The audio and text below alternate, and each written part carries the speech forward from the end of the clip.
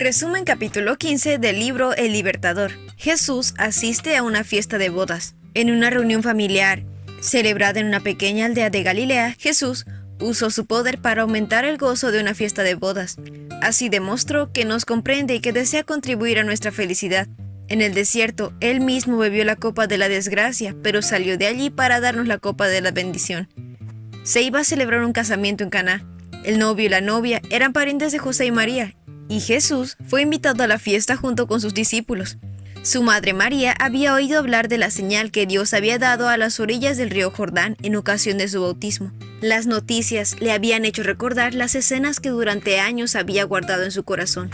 María estaba profundamente conmovida por la misión de Juan el Bautista. Ahora, este contacto que tuvo con Jesús volvió a encender sus esperanzas. Había atesorado toda prueba de que Jesús era el Mesías. Sin embargo, a ella también le asaltaban las dudas y desilusiones. Anhelaba el momento en que se revelase la gloria de Jesús. La muerte la había separado de José, quien había compartido con ella el conocimiento del ministerio del nacimiento de Jesús.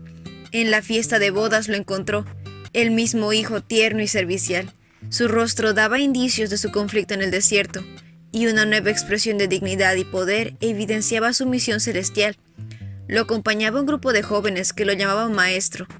Estos compañeros relataron a María lo que habían visto y oído en ocasión del bautismo y en otras partes. A medida que llegaban los invitados, había en el aire un entusiasmo reprimido. Cuando María vio cómo muchas miradas se dirigían a Jesús, ella anheló verlo probar que era el Hijo honrado de Dios. En aquellos tiempos era costumbre que las fiestas de bodas durasen varios días. En esta ocasión, antes que terminara la fiesta, se acabó el vino. Siendo una de los parientes, María había ayudado a la preparación de la fiesta y ahora le dijo a Jesús: se quedaron sin vino.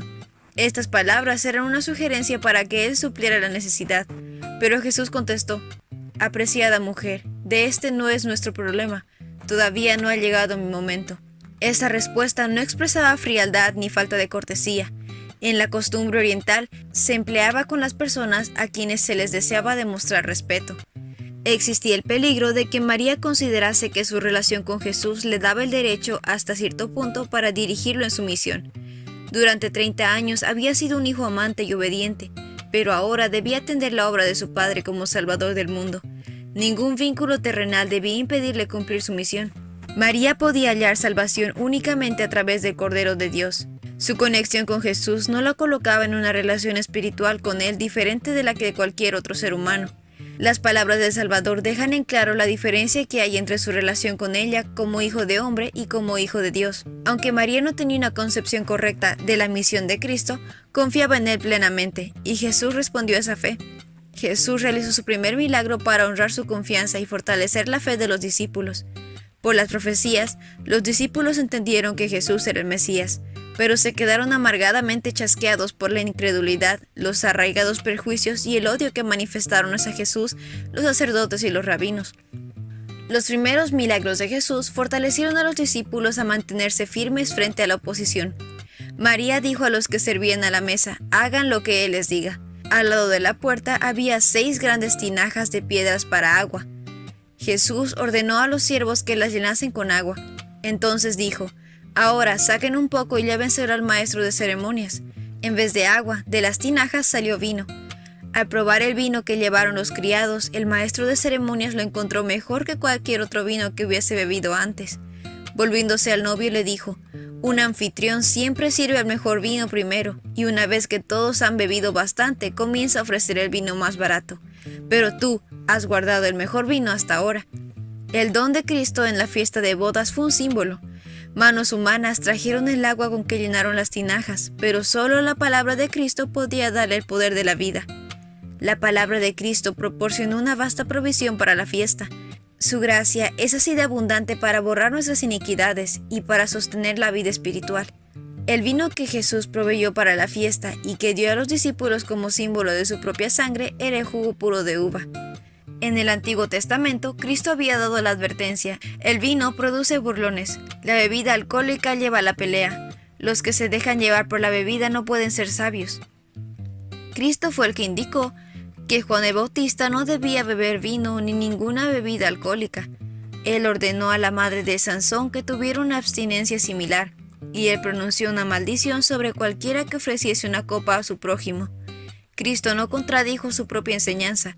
El vino sin fermentar que proveyó a todos los invitados de la boda era una bebida sana y refrescante. Cuando los invitados comenzaron a hablar sobre el vino, algunas preguntas hicieron que los criados contaran del milagro. Cuando al fin los invitados buscaron a Jesús, descubrieron que se había retirado silenciosamente. La atención de la gente quedó entonces concentrada en los discípulos, lo que les dio la oportunidad de confesar su fe en Jesús. Contaron lo que habían visto y oído al lado del Jordán. Las noticias del milagro se difundieron y llegaron hasta Jerusalén. Con nuevo interés, los sacerdotes y los ancianos estudiaron las profecías que señalaban la venida de Cristo. Jesús empezó su obra poniéndose en una relación de estrecha simpatía con la humanidad. Aunque manifestaba mayor reverencia por la ley de Dios, reprendía la religiosidad fingida de los fariseos y trataba de liberar a la gente de las reglas sin sentido que las ataban. Procuraba romper las barreras que separaban las diferentes clases sociales con el fin de unirlos a todos como hijos de una sola familia. Jesús condenaba la complacencia de los apetitos, sin embargo, era de naturaleza sociable. Aceptaba la hospitalidad de todas las clases sociales. Visitaba los hogares de los ricos, de los pobres, los educados y los ignorantes, y trataba de elevar sus pensamientos de la vida cotidiana a las cosas eternas. Tanto en el Antiguo Testamento como en el Nuevo Testamento, el matrimonio representa la unión tierna y sagrada que existe entre Cristo y su pueblo. Para Jesús, la alegría de una boda simbolizaba el regocijo de aquel día en que Él llevará a su esposa, los redimidos, a la casa del Padre. Jesús alcanzaba el corazón de la gente andando entre ella como quien deseaba su bien. Se encontraba con ellos en las calles, en las casas, en los botes, en las sinagogas, a las orillas del río y en las fiestas de bodas. Manifestaba interés en sus asuntos de la vida cotidiana. Su gran empatía lo ayudaba a ganar los corazones. Se preparaba para su trabajo en la vida diaria de las personas, orando en soledad en los montes. De esos momentos salía para aliviar a los enfermos y romper las cadenas de los cautivos de Satanás. Jesús preparó a sus discípulos por medio de un contacto y una relación personales. A veces les enseñaba sentado entre ellos en la ladera de las montañas, otras veces a las orillas del mar, o andando con ellos en el camino. Les revelaba los misterios del reino de Dios. Jesús no sermoneaba, no ordenaba a sus discípulos que hicieran esto o aquello, sino que decía: síganme. En sus viajes los llevaba consigo para que pudiesen ver cómo Él le enseñaba a la gente. Todos los que predican la palabra de Cristo deberían seguir su ejemplo. No debemos aislarnos de los demás, sino que debemos encontrar a todas las clases sociales donde estén. No solo las predicaciones desde el púlpito conmueven a los corazones de la gente. Hay otro campo de trabajo igual de prometedor. En el hogar de los humildes y en la mansión de los encumbrados y en reuniones de esparcimiento inocente. No nos mezclaremos con el mundo para unirnos a sus locuras. Nunca debemos dar nuestra aprobación al pecado por medio de nuestra palabra o nuestro hecho, nuestro silencio o nuestra presencia. A donde quiera que vayamos, debemos llevar la luz de Jesús con nosotros. Todos debemos llegar a dar testimonio acerca de Jesús. Deberíamos aprovechar nuestra influencia social, santificada por la gracia de Dios, para ganar almas al Salvador. Y ese fue el resumen del capítulo 15 del libro El Libertador. No olvides compartir este video con tus compañeros de clase o con las personas que tú creas que puedan necesitar este resumen. Nos vemos la próxima.